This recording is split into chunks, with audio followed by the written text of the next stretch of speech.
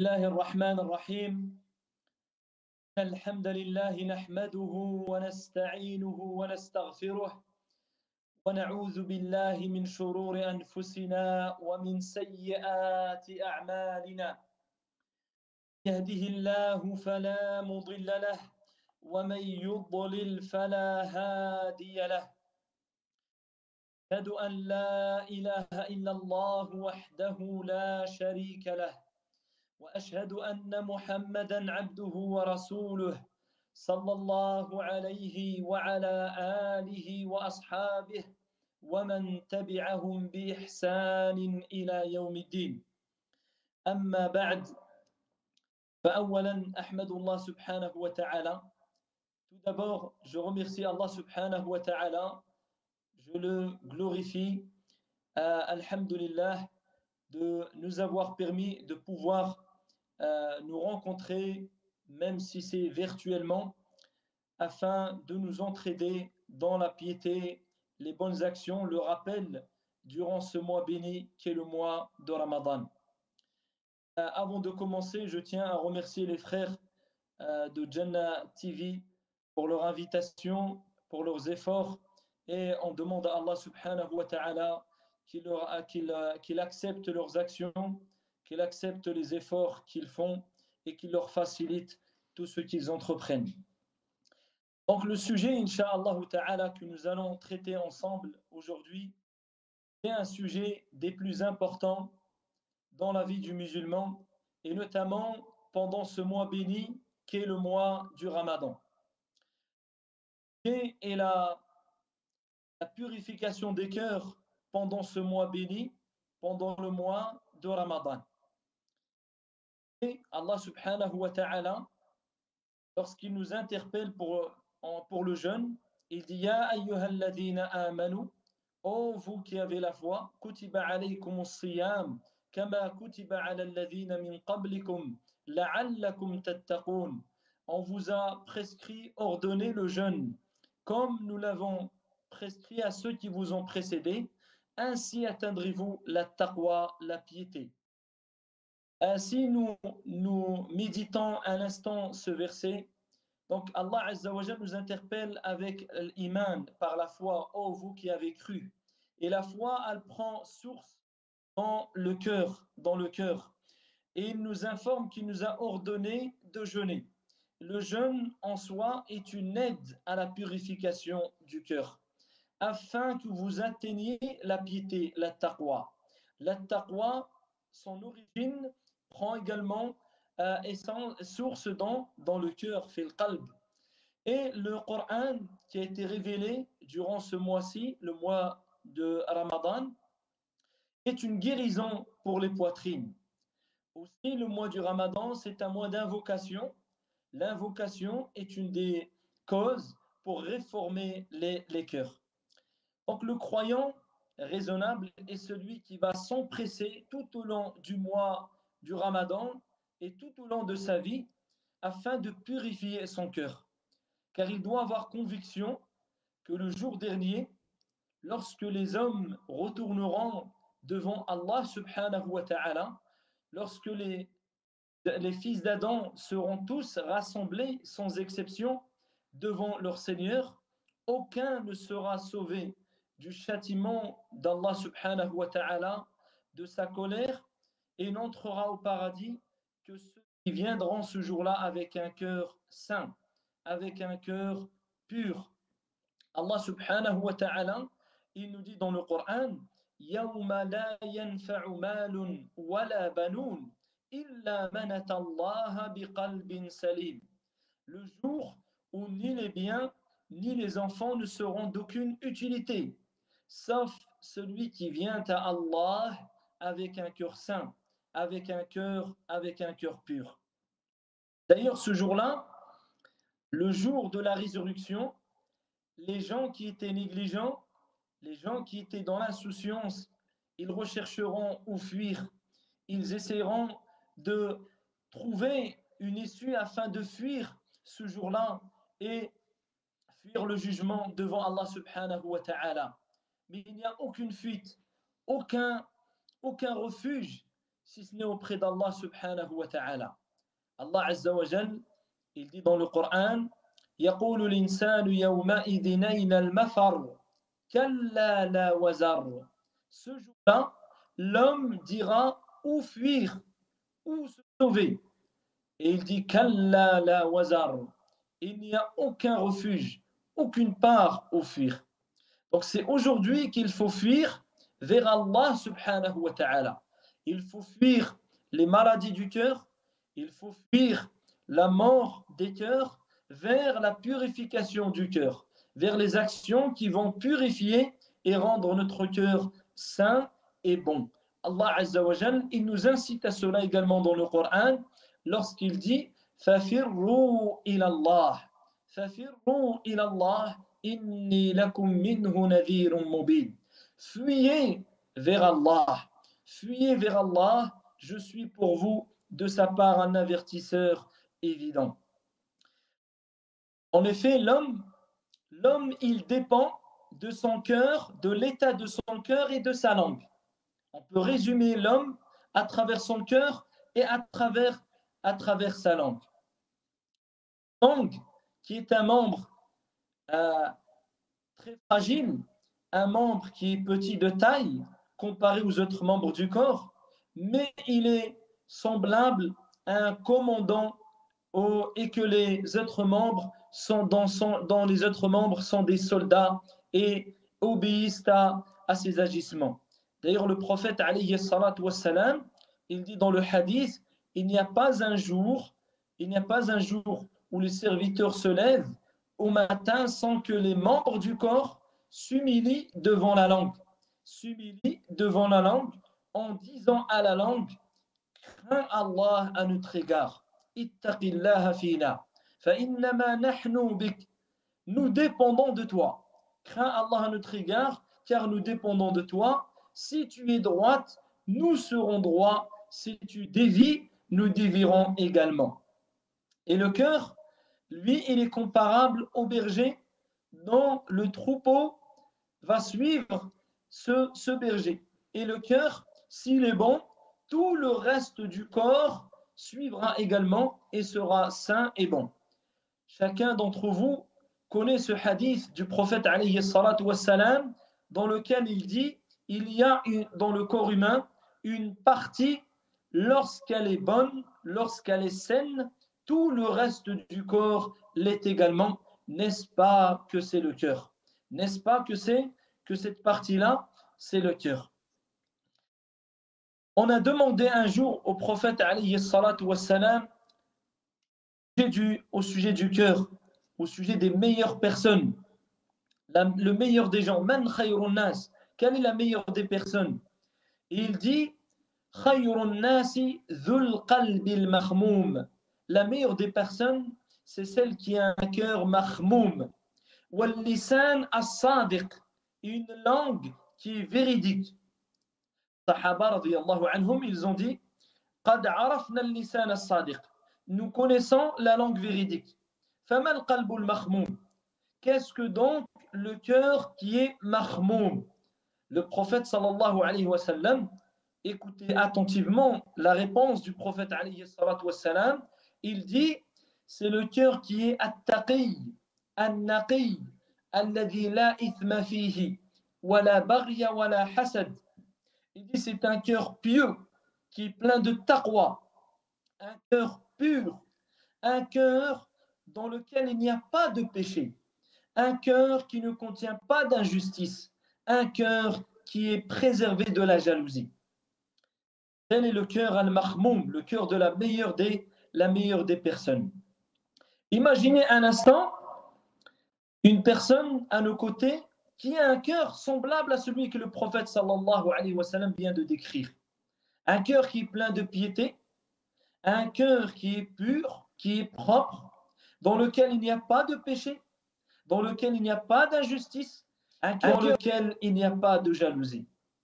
Qu'est-ce qu'il va sortir de ce cœur-là, si ce n'est que le bien, si ce n'est que la bonté, si ce n'est que la bienfaisance? Et c'est un cœur dont la personne aimera pour les autres ce qu'il aime réellement pour sa propre personne. Pour rappeler également l'importance du cœur et de la langue et qu'ils sont liés, l'histoire de Luqman al-Hakim, Luqman le sage, qui était un servant, et son maître un jour il lui demanda de sacrifier une bête, de sacrifier un mouton et de lui apporter les deux parties qui sont les plus bonnes de tout le mouton, de toute cette bête. Alors Luqman s'exécuta, il sacrifia la bête, il amena la langue et le cœur. Apporta la langue et le cœur. À une autre occasion, son maître lui demanda de sacrifier à nouveau une bête, mais cette fois-ci de jeter les deux parties les plus mauvaises de la bête, de prendre les deux parties les plus mauvaises et de les jeter. Et Luqman al-Hakim, Luqman le sage, il a sacrifié la bête, il a jeté la langue et le cœur. Il a jeté la langue et le cœur. Son maître, il l'a vu, il a demandé la raison. Pour quelle raison la première fois, il a amené le cœur et la langue, et la seconde fois, il s'est débarrassé de la langue et du cœur. Alors Luqman, il lui dit, rahimahullah ta'ala, il dit, il n'y a rien dans le corps qui est plus bon que la langue et le cœur quand tous les deux sont bons, quand tous les deux sont purs. Il n'y a rien de plus mauvais dans le corps de la langue et du cœur quand ces derniers sont mauvais. Quand ces derniers sont corrompus, il n'y a rien de plus mauvais et de pire que la langue et le cœur. C'est pour cela que nous sommes dans le mois du Ramadan. C'est une opportunité qu'Allah Azza wa Jal nous a accordée. C'est un privilège qu'Allah subhanahu wa ta'ala il a accordé à chacun d'entre nous.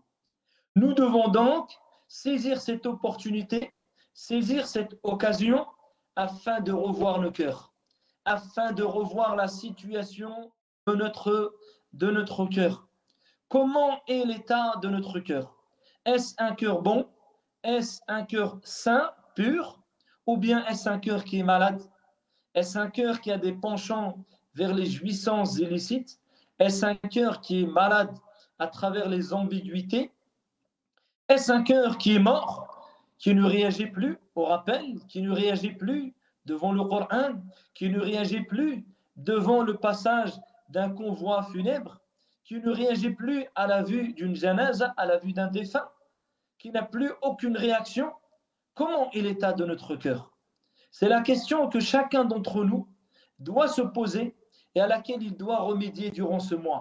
Il doit faire les causes nécessaires afin, incha'Allah ta'ala, de vivre ce mois dans la purification et la pureté du cœur, afin d'avoir un cœur tout au long de sa vie qui soit en bonne santé et qui soit un cœur bon, afin de rencontrer Allah subhanahu wa ta'ala avec le cœur saint. En effet, le bonheur, le succès, ici-bas et dans l'au-delà, dépend de l'état du cœur. Tout comme le malheur, la vie malheureuse, ici-bas et dans l'au-delà, dépend également de l'état du cœur. Tout est en lien avec le cœur. Le prophète sallallahu alayhi wa sallam, comme vous avez entendu, il a dit, il y a dans le corps humain une partie, un morceau de chair, que lorsqu'il est bon, lorsque cette partie est bonne et pure, tout le reste du corps l'est également. Tout le reste du corps l'est également.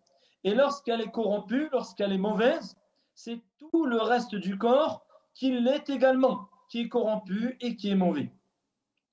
De même, le cœur est l'emplacement des intentions, l'emplacement de la sincérité, l'emplacement inversement de l'ostentation. C'est le cœur. Dans le cœur résident les intentions et l'acceptation ou le rejet des œuvres, des actions, et dépend notamment l'une des deux conditions de l'acceptation des œuvres et la pureté de l'intention, la sincérité pour Allah subhanahu wa ta'ala. Le prophète sallallahu alayhi wa sallam, il dit dans le hadith, certes les actions ne valent que par leurs intentions, et chacun sera rétribué en conséquence de son intention. Il y a également un autre hadith qui nous montre l'importance de l'intention, l'importance de la sincérité. C'est le hadith des 3 hommes qui avaient trouvé refuge dans une grotte. En effet, le prophète sallallahu alayhi wa sallam, il nous a relaté un récit dans lequel il y avait 3 hommes parmi les communautés qui étaient avant nous, qui étaient en montagne, et durant une nuit pluvieuse, où il y avait une grande tempête, ils ont trouvé refuge à l'intérieur d'une grotte. Lorsqu'ils sont rentrés dans cette grotte, un énorme rocher est tombé du haut de la montagne et a bloqué l'accès de la grotte. Et donc, ils étaient condamnés au fin fond de cette grotte, au milieu d'une montagne. Qu'est-ce qu'ils ont fait? Ils se sont dit, rien et personne ne pourra vous sortir de cette situation si ce n'est en invoquant Allah Azza wa Jal, en sollicitant Allah subhanahu wa ta'ala par l'une de vos meilleures œuvres, l'une des meilleures œuvres. Et chacun, lorsqu'il a invoqué par ses œuvres, il a dit, ô Allah, si j'ai fait sincèrement cela pour toi, alors libère-nous de cette impasse, accorde-nous une issue à cette situation. Chacun, le premier, le second, le deuxième, le troisième, ils ont tous dit, Seigneur Allah, si j'ai fait cela sincèrement, Allahumma in kuntu fa'altu dhalika ibtigha'a wajhik, fafarrij 'anna ma nahnu fihi. Et Allah Azza wa Jal, il les a sauvés. Il les a sauvés et le rocher a bougé jusqu'à ce qu'ils ont pu ressortir sains et saufs. L'une des causes, c'est la sincérité, c'est la pureté de leur cœur. Inversement, à l'inverse, 3 personnes seront les premières à être jetées dans le feu de l'enfer, puisque Allah Azza wa Jal nous en préservés et nous en éloignés. Ces 3 personnes qui seront les premières à être jetées en enfer le jour dernier, c'est un homme de science, un homme qui a reçu l'ilm, la science, le savoir, un homme qui est tombé en apparence martyr sur le champ de bataille. Et le troisième, un homme qui était bienfaisant et qui était un grand donateur et généreux. Ces 3 hommes, malgré la beauté, la grandeur de leurs actions apparentes, le premier avec la science religieuse, car rien n'égale la science religieuse lorsque l'intention est pure. Le second qui est mort martyr, c'est-à-dire il est mort sur le champ de bataille en élevant la parole d'Allah subhanahu wa ta'ala. Le troisième qui était un grand donateur, un grand bienfaisant, qui faisait largesse des biens qu'Allah lui a donnés. Mais ils finiront en enfer à cause de leurs intentions, à cause de la corruption de leur cœur. Parce qu'Allah subhanahu wa ta'ala, lorsqu'il va leur demander pourquoi tu as fait ceci, pourquoi tu as étudié la science ou tu l'as enseigné, pourquoi tu as combattu, pourquoi tu étais donateur, chacun il dira j'ai fait cela pour toi ya Allah. Et Allah il lui répondira, il lui dira tu mens, mais tu as fait cela afin que les gens disent c'est un homme qui a le savoir, c'est un homme qui a la science. Et toi, tu as fait ça pour que les gens disent c'est un combattant, c'est un courageux, c'est un grand guerrier, c'est un grand soldat. Et toi, tu as fait des dons afin que les gens disent tu es un grand bienfaisant, tu es un donateur, tu es un grand généreux. Et tout cela a été dit. Donc regardez l'intention qui réside dans le cœur, le fait que leur cœur était corrompu, était mauvais, cela a anéanti leurs actions auprès d'Allah subhanahu wa ta'ala.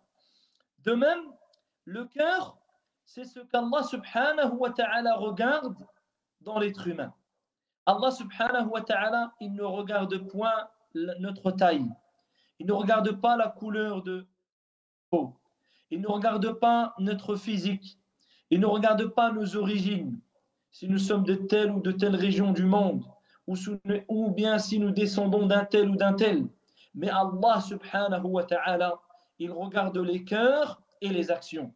Le prophète sallallahu alayhi wa sallam, il dit Inna Allah la yanzuru ila suwarikum. Certes, Allah azza wa jal ne regarde pas vos images, vos apparences, walakin yanzuru ila qulubikum وأعمالكم. Mais il regarde vos cœurs, c'est-à-dire l'état de ton cœur, la sincérité qu'il y a dans ton cœur. Et cela également n'est pas suffisant. Il regarde vos actions.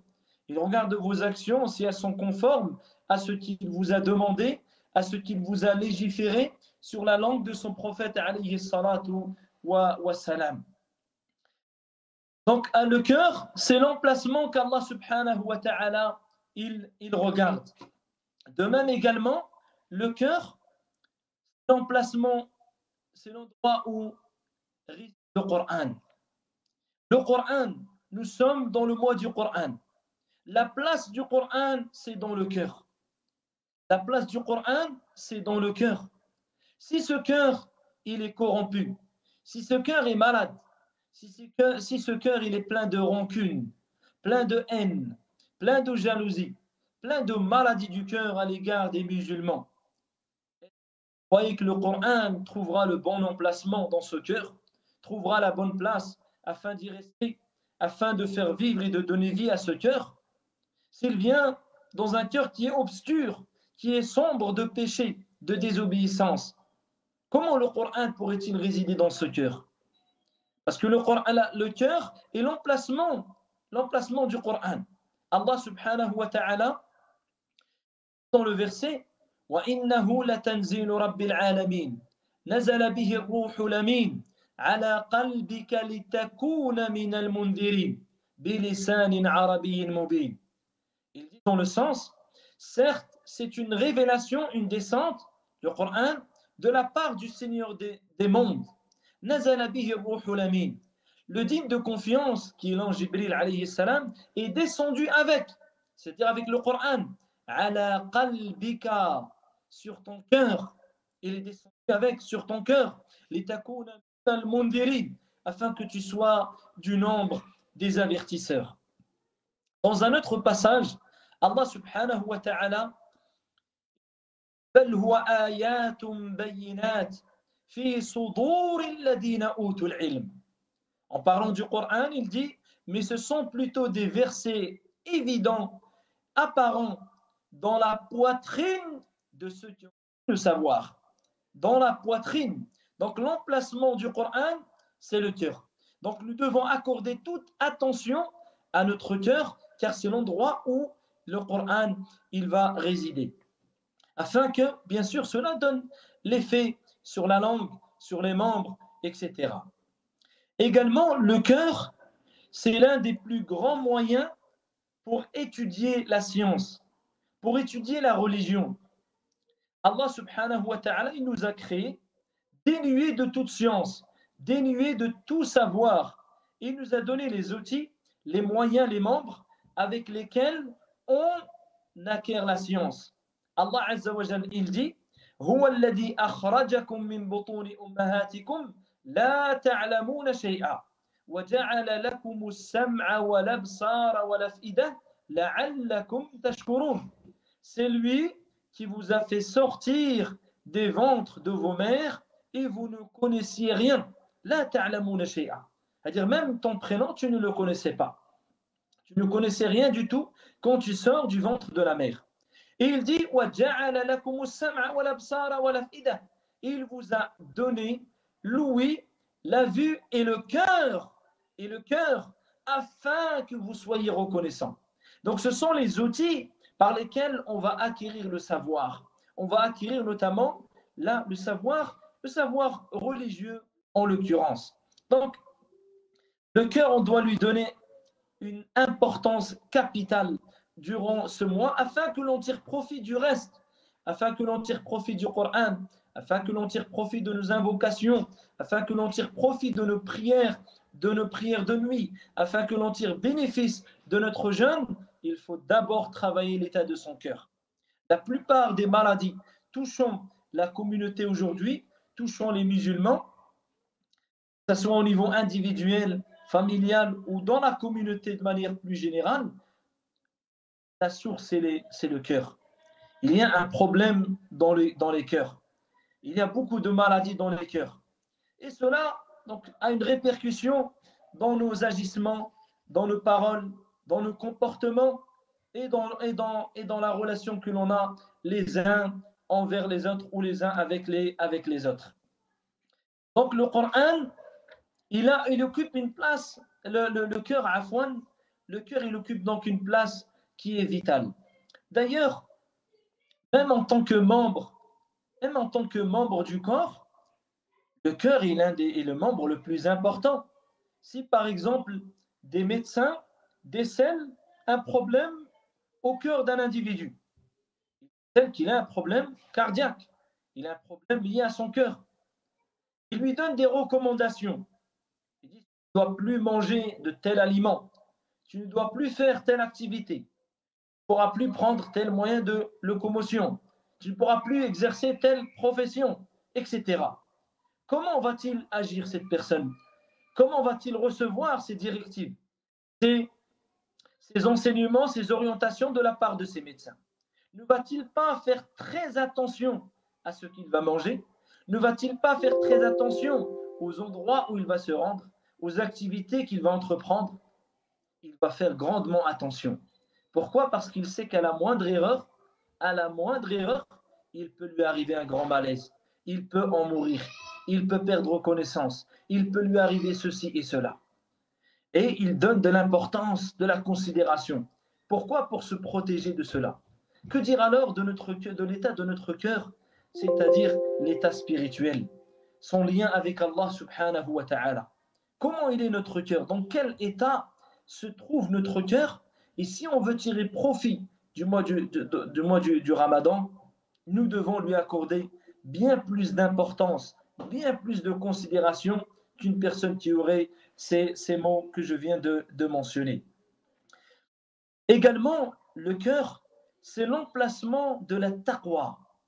L'un des objectifs, l'une des finalités du mois de Ramadan, c'est d'atteindre la taqwa, la piété, d'être plus vertueux avec Allah subhanahu wa ta'ala.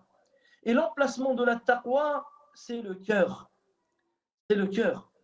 Le prophète sallallahu alayhi wa sallam, comme vous avez entendu tout à l'heure, lorsqu'il a dit, quand il a été interrogé sur la meilleure des personnes, il a dit c'est celui qui a une langue véridique et un cœur mahmoum. Et lorsqu'on lui a demandé qu'est-ce que le cœur mahmoum, il a dit c'est le cœur pieux, le cœur où il y a la taqwa, an-naqi, qui est propre, pur, celui où il n'y a pas de péché, pas d'injustice et autres. Et un jour, le prophète sallallahu alayhi wa sallam, il a fait signe de sa main vers le cœur. Il a dit at-taqwa ha-huna. At-taqwa ha-huna. La taqwa, la crainte, la piété, elle réside ici. Elle réside ici. Il fait signe à 3 reprises vers son cœur, sallallahu alayhi wa alihi wa sallam. C'est le cœur également, c'est l'emplacement, c'est le membre plutôt, donc, par lequel on doit commencer. Car lorsqu'il va être bon, lorsqu'il va être purifié, c'est tout le reste qui va suivre. Et le cœur peut être être dans 3 situations différentes. Plutôt, nous avons 3 formes de cœurs différents. Il y a les cœurs qui sont malades. Il y a les cœurs qui sont morts. Qu'Allah nous en préserve. Il y a les cœurs qui sont bons et qui sont purs. Les cœurs morts, ce sont ceux qui n'ont plus aucune réaction. Ce sont ceux qui n'ont plus, il n'y a plus d'effet. Mais même ces cœurs-là, Allah subhanahu wa ta'ala est capable de leur redonner la vie. Comme il redonne la vie à la terre une fois morte. Allah subhanahu wa ta'ala a cité le cas des cœurs morts et malades dans un verset, et ensuite il a parlé de la terre qui devient aride, et qu'ensuite Allah azza wa jal, il lui redonne la vie à travers notamment la pluie. Et Allah subhanahu wa ta'ala, dans le verset, وَلَا يَكُونُوا كَالَّذِينَ أُوتُوا الْكِتَابَ مِنْ قَبْلِ, et qu'il ne soit pas, le début du verset, أَلَمْ يَانِ لِلَّذِينَ آمَنُوا أَنْ تَخْشَعَ قُلُوبُهُمْ لِذِكْرِ اللَّهِ. N'est-il pas venu à ceux qui ont la foi que leur cœur s'unit à l'évocation d'Allah? ولا يكونوا كالذين أوتوا الكتاب من قبل فطال عليهم الأمد فقست قلوبهم وكثير منهم فاسقون. Et qu'ils ne soient pas semblables à ceux qui étaient avant eux et qui ont trouvé le temps lent et dont les cœurs se sont endurcis. Les cœurs se sont endurcis et la plupart d'entre eux étaient pervers. Après, juste après ce verset, Allah il dit اعلموا أن الله يحيي الأرض بعد موتها. Sachez qu'Allah il redonne la vie à la terre une fois qu'elle est morte. La terre elle devient aride, elle devient asséchée. Ensuite, Allah Azza wa Jalla lui redonne la vie. Et la verdure repousse, les arbres, les plantes, les fruits, et la terre reprend vie. Ainsi, le cœur, il peut être malade, il peut être mort, peut être malade, et Allah subhanahu wa ta'ala, il lui redonne la vie. C'est pour cela qu'on ne doit nullement désespérer de la miséricorde d'Allah subhanahu wa ta'ala. Cependant, on doit, nous, travailler le cœur qui, pour la plupart, malades. Bien sûr, les maladies sont diverses et sont nombreuses. On va essayer de citer quelques enseignements qui permettent de remédier aux maladies du cœur. La première, c'est al-iman as-sadiq. Al-iman as-sadiq, al-aqida as-sahiha. C'est avoir une foi véritable, une croyance saine, une croyance correcte. Al-iman billah. Travailler la foi en Allah, la foi, l'existence d'Allah Azza wa Jal, la puissance d'Allah subhanahu wa ta'ala dans la création, à travers les textes, dans la révélation, l'unicité d'Allah dans sa seigneurie, l'unicité d'Allah dans son adoration, l'unicité d'Allah subhanahu wa ta'ala dans ses noms et ses attributs. Également la foi aux anges, al-imanu bil malaika, la foi aux anges, la foi aux livres, al-imanu bil kutub, la foi aux messagers, les différents messagers qu'Allah il a envoyés aux différents peuples, et le dernier des messagers qu'Allah Azza wa Jalla nous a envoyés et envoyé à l'humanité entière. Également la foi au jour dernier. Étudier et connaître la foi au jour dernier, qui commence avec la mort, ensuite la tombe, le jour dernier, le rassemblement, la balance des actions, la distribution des livres des actions.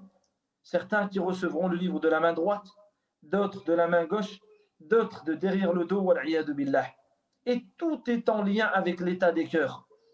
Tout est en lien avec l'état des cœurs avec lesquels nous rencontrerons Allah subhanahu wa ta'ala. Et cette foi, lorsqu'elle va véritablement pénétrer nos cœurs, cela va avoir un impact, un changement dans notre vie. Cela va changer le cœur et donc cela va changer notre vie. Puisqu'on sait que le cœur, lorsqu'il change, c'est tout le corps qui va changer. La langue, elle va changer. Le regard, il change. L'ouïe change. L'action change. Parce que le cœur, il a changé. Un exemple concret de cela, c'est l'exemple des sorciers. Dans le récit de Moussa alayhi salam avec Pharaon, Pharaon a accusé Moussa alayhi salam d'être un grand sorcier, un grand magicien. Il a dit, nous allons t'apporter de grands sorciers qui te vaincront, qui montreront que tu n'es qu'un sorcier parmi d'autres. Il lui a donné rendez-vous. Il a rassemblé les gens. Et les sorciers, au départ, qui n'étaient pas croyants, ils sont venus avides à la recherche de ce bas monde, avides des richesses de ce bas monde. Ils ont tout de suite négocié avec Pharaon quelle sera leur récompense s'il venait à vaincre Moussa alayhi salam, en pensant qu'il était un simple sorcier. Et Pharaon les a rassurés en leur promettant des postes, en leur promettant un pouvoir, en leur promettant des richesses. Il fallait simplement vaincre Moussa alayhi salam. Méditez bien ce récit, vous allez voir l'effet, l'impact de la foi dans le cœur et le changement, le bouleversement que cela amène dans la vie. Lorsqu'ils ont affronté Moussa alayhi salam, ils étaient face à lui et qu'ils ont lancé leurs bâtons, leurs cordes qui se sont transformés en apparence par illusion, car c'est de la magie. En apparence, les gens croyaient voir des serpents. Et Moussa alayhi salam, Allah subhanahu wa ta'ala lui ordonna alors de jeter son bâton, qui lui se transforma réellement en un immense serpent. Il dévora tous les autres serpents ou tous les faux serpents qui n'étaient que des cordes et des bâtons. Lorsque les sorciers ont vu cela, ils ont compris que Moussa alayhi salam était un véritable prophète. Il n'était pas un sorcier, il n'était pas un charlatan. Ils sont tombés prosternés en reconnaissant l'unicité d'Allah subhanahu wa ta'ala, reconnaissant que Moussa alayhi salam, il était le prophète d'Allah subhanahu wa ta'ala. Et à ce moment-là, la foi a pénétré leur cœur. La foi a pénétré leur cœur. Regardez maintenant leur situation. Pharaon, il les menace de les crucifier sur des troncs d'arbres en coupant leurs bras et leurs jambes inversement, la jambe gauche et la main droite ou le bras droit ou inversement. Il les a menacés, mais cela n'a eu aucun impact sur eux. Bien au contraire, cela a augmenté leur foi, car la foi maintenant est rentrée dans leur cœur. Ils n'ont plus donné aucune considération aux biens éphémères de ce bas monde et aux promesses qu'avait faites Pharaon. D'ailleurs, ils lui ont même dit: fais de nous ce que bon te semble. Certes, tu es capable de décréter dans la vie d'ici-bas, mais il nous arrivera que ce qu'Allah Azza wa Jal il aura décrété pour nous. Et nous nous sommes soumis à Allah subhanahu wa ta'ala. Ils espéraient être par le fait qu'ils soient les premiers à avoir cru, qu'Allah Azza wa Jal leur pardonne et qu'il leur fasse miséricorde. Et ils espéraient la récompense qu'il y a auprès d'Allah subhanahu wa ta'ala. Alors que quelques heures avant, quelques instants avant, de ce bas monde et était avide d'être parmi les rapprochés de Pharaon. Donc la foi, lorsqu'elle pénètre réellement dans les cœurs, elle change les individus, elle change les personnes, elle transforme leur vie. Donc nous devons travailler al-iman, la foi, notamment durant ce mois de Ramadan. Parmi également les causes qui permettent de réformer les cœurs, il y a le Coran. Le Coran, c'est le remède pour les poitrines. Allah subhanahu wa ta'ala dit: Ya ayyuhan nas, qad ja'atkum maw'izatun min rabbikum wa shifaa'un lima fi as-sudur. Shifaa'un lima fi as-sudur. Allah azza wa jalla dit dans le sens: ô vous les hommes, une exhortation vous est venue de la part de votre Seigneur, ainsi qu'une guérison pour ce qu'il y a dans les poitrines. Y a-t-il autre chose dans la poitrine hormis le cœur? C'est la réforme, c'est la guérison, c'est le remède des cœurs. Donc nous devons revoir notre relation avec le Coran. Nous ne devons pas nous contenter d'une simple lecture du Coran qui est dénuée de toute contemplation, méditation, réflexion, compréhension des versets d'Allah subhanahu wa ta'ala. Parce qu'Allah azza wa jalla, à travers le Coran, il s'adresse à nous. C'est un message pour nous. Nous devons comprendre le message divin. Nous devons comprendre le message d'Allah Azza wa Jal, le message qu'il nous adresse afin de le traduire en action, afin de l'appliquer dans notre quotidien. Lorsque nous récitons les versets, nous devons nous arrêter un instant. Lorsqu'on lit le Coran, on doit s'arrêter un instant et méditer ce verset. Et nous peser nos personnes par rapport à ce verset. Si Allah Azza wa Jal, si on lit la parole d'Allah Azza wa Jal, Hafidhu ala salawati wa salati al-wusta. Soyez assidus aux 5 prières et à la prière médiane. On doit se poser la question: où en sommes-nous vis-à-vis de la prière?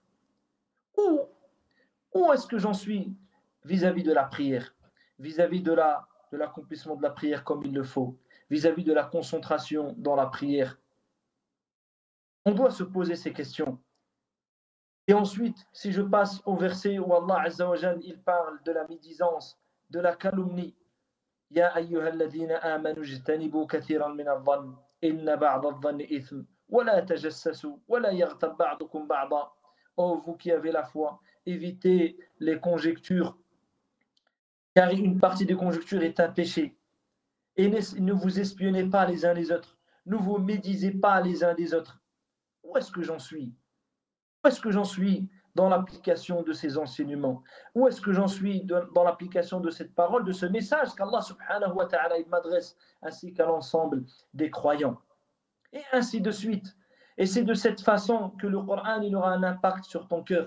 C'est de cette manière, c'est cette lecture du Coran qui aura un effet dans la purification du cœur. Et je vais clôturer, Inch'Allah, afin de ne pas être trop long, mais les points sont nombreux à mentionner, par l'un des points fondamentaux qu'il ne faut point négliger pour la réforme des cœurs. C'est l'invocation. C'est l'invocation. Nous sommes dans le mois de l'invocation. Le mois du Ramadan, c'est le mois du Coran, c'est le mois de la taqwa, c'est le mois du jeûne, c'est le mois également de l'invocation. Tout jeûneur a une invocation exaucée par Allah subhanahu wa ta'ala. Le prophète alayhi salatu wassalam, il a dit trois formes d'invocation qui ne sont pas rejetées. Da'watul walid li waladihi, l'invocation des parents pour leurs enfants. Da'watul sa'im, l'invocation du jeûneur. Wa da'watul musafir, l'invocation du voyageur. L'invocation du jeûneur. Tu dois invoquer Allah subhanahu wa ta'ala. Et parmi les choses à lui demander, c'est de préserver ton cœur, c'est de réformer ton cœur, c'est de nettoyer ton cœur, de débarrasser ton cœur des maladies liées au cœur. Et afin qu'Allah Azza wa Jalla également t'accorde la fermeté dans l'attachement à sa religion, pendant et après le mois de Ramadan. Demandez à Allah Azza wa Jalla de ne pas faire dévier les cœurs, ou dévier ton cœur. Demandez à Allah de le rencontrer avec un cœur saint, avec un cœur pur, avec un cœur propre. N'oublie pas les invocations du prophète sallallahu alayhi wa sallam qui disait Allahumma hdi qalbi wa thabbit lisani. Ô Seigneur Allah, raffermis, purifie, guide mon cœur et raffermis ma langue. Ô Allah, guide mon cœur et raffermis ma langue. Wa kana yaqul Allah ya Allahumma ya muqallib al-qulub thabbit qulubana ala dinik. Il disait également ô toi qui retourne les cœurs, raffermis mon cœur sur ta religion. Raffermis mon cœur sur ta religion. Demande à Allah subhanahu wa ta'ala de guider ce cœur, de l'éloigner s'il est faible, s'il est malade, s'il a des penchants vers la désobéissance, s'il a des faiblesses. Allah subhanahu wa ta'ala est capable de t'aider. Allah azza wa jalla est capable de réformer ton cœur, de nettoyer ce cœur et de le débarrasser et de te et d'y mettre la lumière, la foi. D'ailleurs, le prophète sallallahu alayhi wa sallam, il nous a enseigné une invocation dans laquelle on dit Allahumma inni abduk ibn abdik ibn amatik nasiyati biyadik madin fiya hukmuk adlun fiya qada'uk أسألك بكل اسم هو لك سميت به نفسك أو أنزلته في كتابك أو علمته أحد من خلقك أو استأثرت به في علم الغيب عندك أن تجعل القرآن ربيع قلبي ونور صدري وجلاء حزني وذهاب همي وغمي. Le sens de ce dua est immense. Le prophète sallallahu alayhi wa sallam, il dit que le serviteur, il dit ô Seigneur Allah, je suis ton serviteur, fils de ton servant et fils de ta servante. Mon toupet est dans ta main. Je suis soumis à ton décret et à ton jugement. Je t'implore, je te demande, je te sollicite par tous les noms qui t'appartiennent, par les noms que tu t'es donnés ou ceux que tu as révélés dans ton livre ou que tu as enseigné à l'une de tes créatures ou que tu as gardé auprès de toi dans le monde de l'ghaib, dans le monde de l'invisible, de rendre le Coran le printemps de mon cœur. Le printemps de mon cœur. Qu'est-ce que font les gens au printemps? Les gens qui ont des jardins et autres, ils enlèvent les mauvaises herbes, ils nettoient la terre, ils retournent la terre, ils travaillent la terre. Ensuite, ils vont semer, ils vont patienter, des efforts, de la patience, de l'endurance, afin de récolter les fruits, afin de récolter les bénéfices de cette terre. Ton cœur, tu dois enlever, tu dois profiter, car c'est le mois de Ramadan, c'est le mois du Coran. Tu dois profiter pour enlever les mauvaises herbes de ce cœur. Tu dois profiter pour y semer le bien et le fortifier afin d'en récolter les fruits, incha'Allah ta'ala. Il dit, fais du Coran le printemps de mon cœur et la lumière de ma poitrine. Illumine ma poitrine. Accorde-moi la lumière. La lumière avec laquelle nous on connaît la lumière du jour ou la lumière des lampadaires. avec laquelle on s'éclaire sur les chemins afin de ne pas tomber dans un ravin ou tomber dans un trou, afin d'éviter les dangers, afin de voir devant nous clairement. Si le cœur il n'a pas de lumière, il va cheminer dans l'obscurité. Il va tomber dans les ravins, il va tomber dans les pièges du diable ou des démons. Tandis que si Allah Azza wa Jalla lui accorde la lumière, alors il marche éclairé, marche illuminé. Il chemine vers Allah subhanahu wa ta'ala avec lumière. Et il dit une dissipation des tristesses, des angoisses, de la préoccupation. Ainsi s'achève cette parole, ce rappel. Je demande à Allah subhanahu wa ta'ala qu'on fasse profiter l'ensemble des musulmans. Et je tiens à rappeler, Inch'Allah Azza wa Jal, que je remercie les frères et tous ceux qui ont assisté, qu'Allah subhanahu wa ta'ala accepte nos actions, qu'il nous accorde la réussite et qu'il nous permette d'être continuels et d'être sincères, dévoués à lui subhanahu wa ta'ala. سبحانك اللهم وبحمدك أشهد أن لا إله إلا أنت أستغفرك وأتوب إليك والحمد لله رب العالمين. بارك الله فيكم وجزاكم الله خيرا.